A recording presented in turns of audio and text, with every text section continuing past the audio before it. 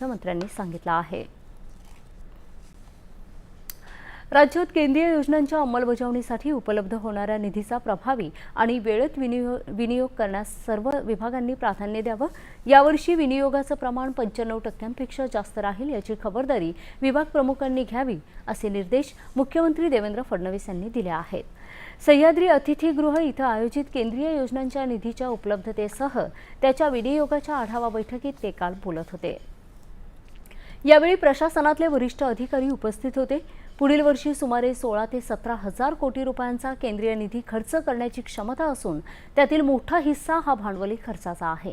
त्यामुळे हा केंद्रीय निधी खर्च करण्यास विभाग प्रमुखांनी प्राधान्य द्यावं।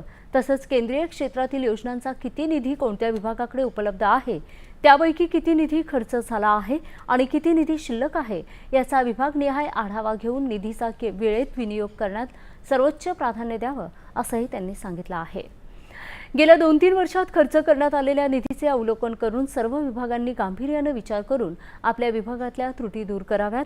तसंच निधी विभागांकडून खर्च झालेला असून तो लेखांकनात प्रतिबिंबित होत नसल्यास त्याची कारणे स्पष्ट करावीत आणि निधी खर्च झालेला नसेल तर तो वेळेत कसा खर्च करता येईल याचे नियोजन करावं असे निर्देशही मुख्यमंत्र्यांनी यावेळी दिले आहेत।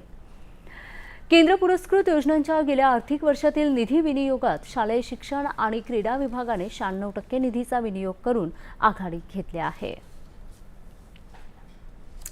महाराष्ट्र कॉर्पोरेट सामाजिक